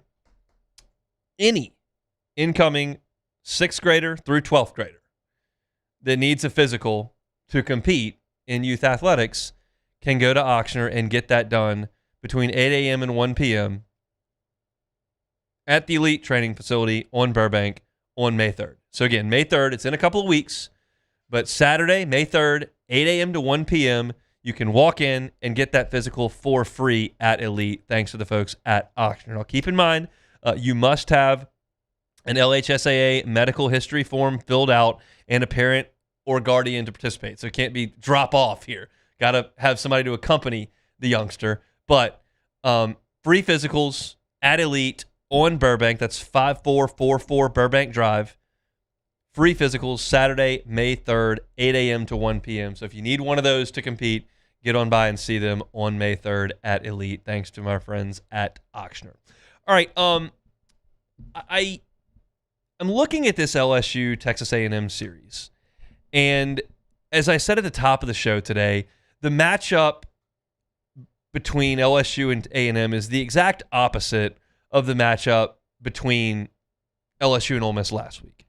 This is an A&M team that swings it a ton and doesn't pitch it as well. Ole Miss hasn't swung it well and pitches fantastically. The other piece to this puzzle that is very important, and I think could be a differentiator in this series if LSU allows it to be. LSU last year fielded 981. It was the best fielding season in LSU baseball history, 981. This A&M team is fielding 983. They're playing better defense than LSU did last year. And you juxtapose that with LSU's fielding, which has been abysmal and is the worst in the conference. You have a potential for A&M to get 5, 7, 8 more outs in this series to work with than LSU. You can't allow that against a team that swings the bats this well. So obviously that's something to keep very much in mind, that A&M fields it fantastically. Now I talked a lot about A&M. I talked a lot about A&M in our first segment. Travis just talked about A&M for 10, 12 minutes. I'm going to talk a little about LSU now, okay? I've said this in a way a couple of times, especially regarding Case and Evans. But I'm going to be a little bit more all-encompassing here. This is a critical weekend for this season. If you go get swept, it's about time to turn out the lights. That would be 6-12. That's 18 games. If you have 12 games left and you've got 6 wins, you've got to get 7 more at minimum. So you got to go 7-5 and maybe better than that. You might have to go 8-4. That's not realistic if you've just been swept twice and once on your home field. But if you can win it, you'll be in decent shape. Your RPI will go way up, or the correct direction, I should say. And your standing in the conference will be okay. And you'll have your third conference series win in 6 weeks, and you'll be okay. To get to that point, here's what's going to have to happen in my estimation. You need your stars to show up at the box against a top 10 opponent and win the weekend. I'm looking at Case and Evans. I'm looking at William Schmidt. I'm looking at Zach Cowan. I'm looking at Jake Brown and Derek Curiel and Stephen Milam. Y'all need to show up. Not that they haven't. Jake Brown's had a phenomenal year. Curiel has been unbelievable for a month. I'm not framing this in the lens that those guys haven't played well and that's why LSU's in the shape they're in. That's not what I'm saying. I'm just telling you that I don't think you're going to show up and beat Texas A&M because Omar Cerna and Braden Simpson had a big weekend. I don't think you're going to win this game, win a Saturday game on the back of a phenomenal Santiago Garcia 2 2/3 of shutout ball. Like, sure, that's possible. Cerna can hit 2 over the scoreboard tonight. But realistically, you need Case and Evans and William Schmidt to hold the line. I cannot see a line score from Case and Evans that says 4 1/3, 5 earned runs, 4 walks, 2 hit batsmen. Like, that can't happen. You can't go into your bullpen trailing that early in game 1. I cannot see William Schmidt bounced after 3 2/3 because his pitch count's too high, which is what you've seen sometimes. You're at home. The lights are getting brighter.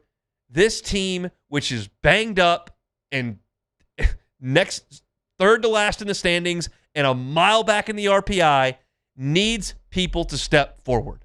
And these are the guys that have to do it. Jake Brown, I need a couple homers this weekend. Stephen Milam, I need some RBI hits this weekend. Chris Stanfield, need some line drives. Make a couple catches. You've got to have your dudes step up. It is that time. And this is not revolutionary stuff, I'm telling you. But I think it's in there. And the phrase we've been using for now 6 weeks is like, well, they could turn it around. Lost to Sacramento State. They'll figure it out. Jay's teams always do. Well, lost a series to Oklahoma. It's early. Well, couldn't beat Vanderbilt. It's the first conference weekend. They'll get it rolling. And then you beat Kentucky and you beat Tennessee. Well, they're starting to hit. And then you go to Oxford and fall flat. You got to show up this weekend. You've got to. The tenor of the conversation on Monday can really change. It really can. If Evans and Schmidt combine for 11 good innings, 12 would be phenomenal. 11 good innings. If you get some really good swings against another mediocre staff, keep in mind, Kentucky staff's mediocre after Jelkin, you ripped them. Tennessee's bullpen stinks after their first 3 guys, you crushed them. Vanderbilt's staff falls off a cliff, you annihilated them on Sunday. That is not even new. You can do it against mediocre arms. What you've got to do is make sure that happens again. And if you can put some heat on Shane Sadeo early, run a couple balls out of the yard in the first couple of innings, force Michael Early's hand, you can change the way this series looks pretty quickly. But if your dudes go out there and Kason Evans is falling behind and he gives up a couple long balls and William Schmidt doesn't quite have it, and then you've got to go down the line in the bullpen and you're counting on some of the guys that haven't gotten high leverage outs to get this lineup out, it can get sideways in a hurry. Ask Texas. So my deal on this weekend is, dudes, you better lace them up.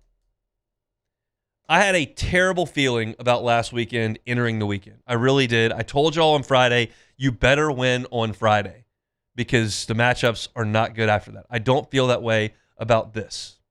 I think LSU can play with and beat Texas A&M in that stadium. The tenor of the fan base is kind of mixed. There's some that are just going to hold out hope. There are some that are still in the honeymoon phase from 2 titles in 3 years. There are some that are done with this team and staring at the spring practice field. No matter what camp you fall in, that is completely your prerogative. I support you in that venture. Where am I? Here's where I am today. And we'll see how things go on Monday. But here's where I am today on this team. I do not believe this team will host a regional. I think there is a better than 50% chance this team does not make a regional. I think if this team does play better baseball over the last 15, there's a chance they can do some things in a regional because they'll have shown that Evans is improving and Schmidt is improving and they've found a lineup and maybe Cerna's grown up. Maybe Aaron Beatty has emerged into a real force in the lineup. Maybe Braun grows up a little bit. Maybe you get Dardar healthy and he finds a heater like he did for 2 weeks until he got hurt. Like those pieces, I'm not going to ignore those pieces. I'm just not betting on them right now. They can change that in a weekend. We've seen a bunch of teams in the league do that. Like Alabama went out in the first weekend and got swept by Kentucky. They came back out, guns blazing, swept Florida and swept Auburn. You change the tenor of things like that. You just do. A&M started this season 1-4, and in losses 3 and 4 of that 1-4, Georgia bombed them out of their own stadium, hit 11 home runs. And they came back and won, and then they came back and played great over a couple of weekends, and they just beat Texas 2 in a row. The whole tenor changes around that. One weekend did it. Arkansas, fledgling, looking weak, had been swept in their own ballpark. You never see that. But Florida went up there and swept them. Well, what'd they do? Turn around, went on the road to Alabama, swept Alabama, who was riding high. Then all of a sudden, Arkansas is feeling itself a little bit. They go back home last night. They beat Georgia. Georgia had its ace on the mound. Arkansas beat them. One weekend changes that tenor. Ole Miss got swept by Mississippi State on their own field. All you could hear from that town was how they got to fire Mike Bianco. Now you're hearing about how they could be a dark horse to be a top 8 if that pitching figures itself out. Mississippi State was thought to be maybe a top 5 team in the country.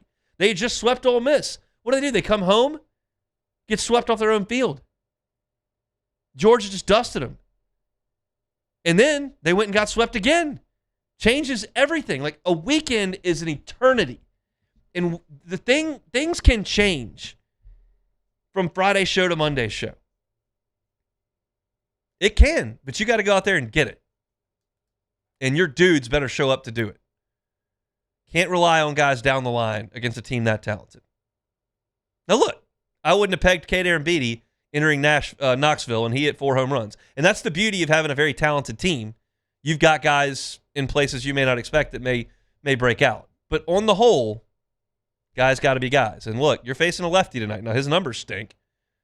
And Curiel's been great against left-handers this year, and Brown's been pretty good against left-handers this year. But you gotta get in there and take control. Last parting shot here. This team falls behind a lot. A lot. Try to play from ahead a little bit this week. That means the starters have got to come out against Grahovic and Sorrell and Hakopian 1, 2, 3 and get something done. You got to get them out. They're not going to go easy. You got to get them out. And then give your lineup a chance to go out there and take the lead. Play from ahead. Keep the tension out of the box. Make the box an asset for you.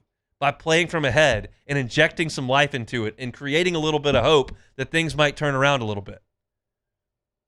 I'm keeping the hope. We had a staff meeting back on Wednesday, as we do, and we were looking at calendars. Regional Friday came up, and I made a comment saying I better not be talking about offensive guards on Regional Friday. That's not what I signed up for. Take a step towards playing Regional Friday. Go beat Texas A&M twice. We'll see. We'll start tonight in just over 3 hours. 6 o'clock first pitch. You can listen on Eagle 98.1 at 5:30 for pregame. Again, 6 o'clock first pitch tonight. That's early for a Friday. That accommodates television. And then tomorrow, late game for LSU and A&M at 7 o'clock from the box. Come back and close it out next. The Hunt Palmer Show. Swing Easy Golf Club in Baton Rouge, swingeasygcbr.com, swingeasygcbr.com. Here's a plan if you're not going to the box tonight. It's on TV. It's not even streaming. So you can go to Swing Easy Golf Club tonight, get them to bring you down bucket on ice with some seltzers, some beers. You can crank up the LSU A&M game on the television, play some golf on the simulator, play Pebble Beach, play Cypress Point, play TPC Louisiana. That's where they'll be next week for the Zurich. Have some fun, hang out. It's a great way. Socialize, play some golf, and do it in a climate-controlled area while you're watching some TV with comfortable seating and some tunes cranked up. Great Friday night. You can make it happen if you don't have a tee time for tomorrow, but have some time to go play some golf. Swing Easy will have you tomorrow morning. Go see them. They're on Segan at Perkins. The Swing Easy Golf Club. Online at swingeasygcbr.com. Hi, I'm Mitchell Meredith with Locke Meredith, Sean Fagan & Associates. We take great pride in educating our clients about their rights. Whether you're injured at work or while you drive, call our office at 272-5555. Knowledge is power, and you should know your rights after an injury. Hi, I'm Sean Fagan of Locke Meredith, Sean Fagan & Associates. When insurance companies have been unfair, we've never been afraid to go to trial. Fighting hard to protect your rights, we never settle a case out of convenience. We only settle when it's right for you. Whether you hire us at all, give us a call.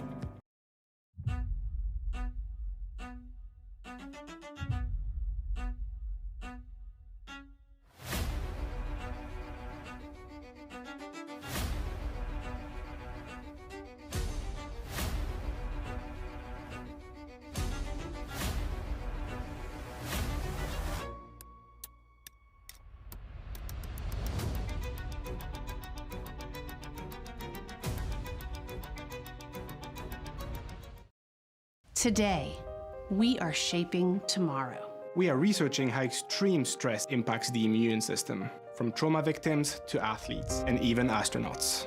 Our work is leading the way in sepsis treatment, saving countless lives. We're unlocking the mind with music in exciting new ways.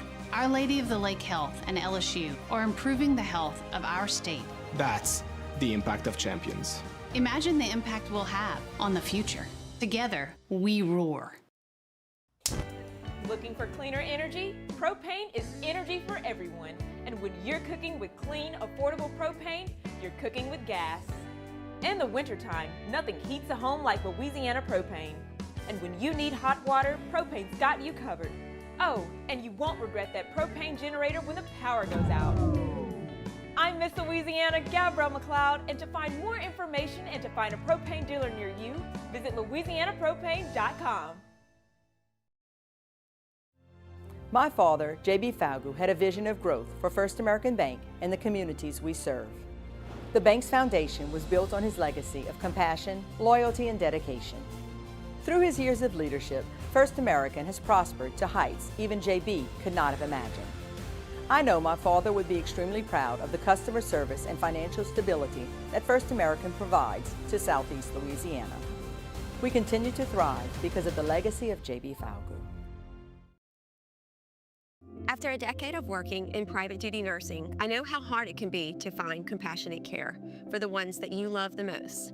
So I started Decision Critical, a premier concierge nursing agency, so we can take care of you wherever you are.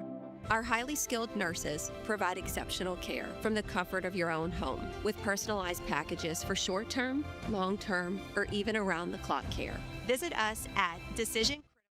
You're listening to The Hunt Palmer Show, brought to you by Corks, Cajun fried fish and shrimp.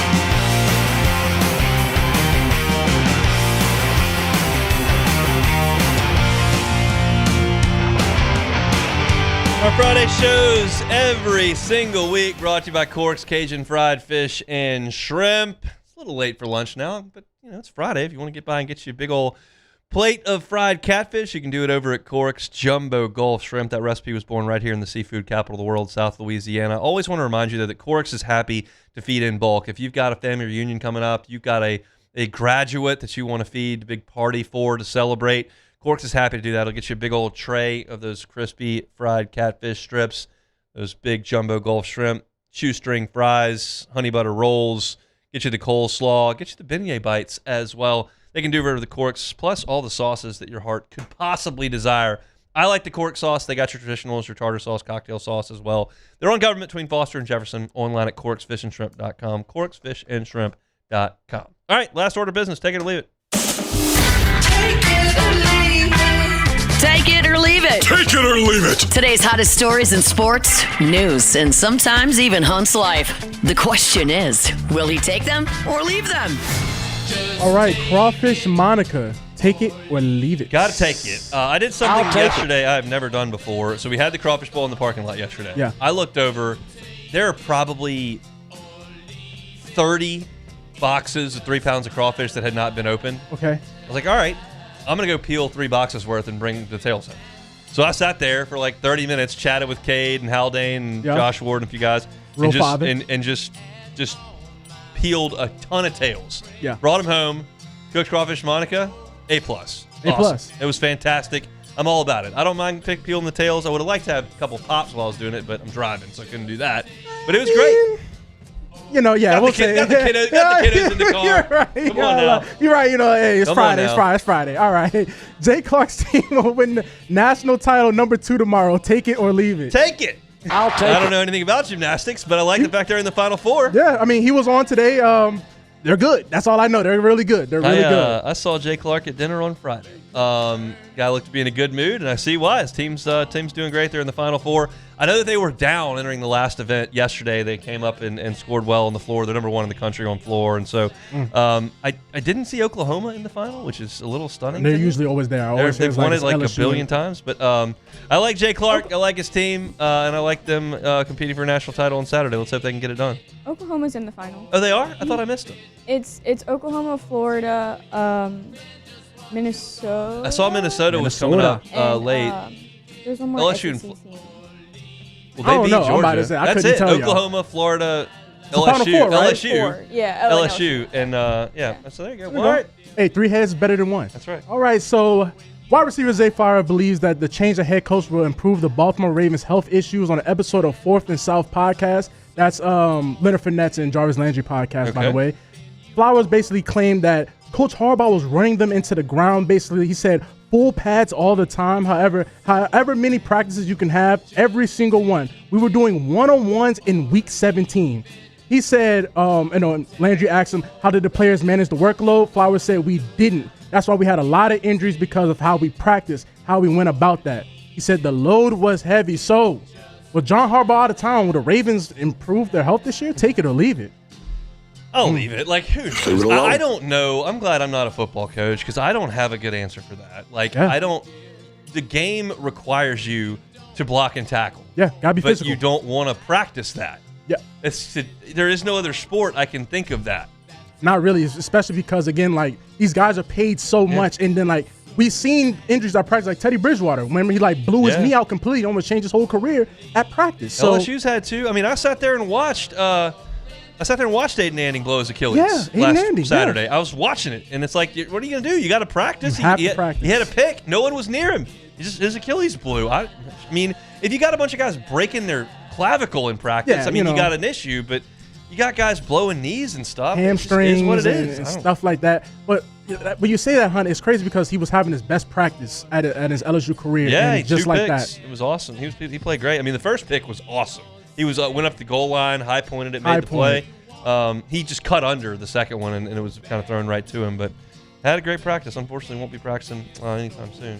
All right, so to wrap this up, Mike Trout is the first visiting player to home run, have homer 4 straight days at Yankee Stadium. Wow. The only player to do that was in 1972 with John Mayberry. So is Mike Trout returning back to his prime form? Take it or leave it. I'll leave that. That was pretty special prime form. One of the top probably 15 players all time in his absolute prime. I don't think you're going to see that, but he's still good. It's just unfortunate that he wasted away his entire career in the Angels, who couldn't make the playoffs with him.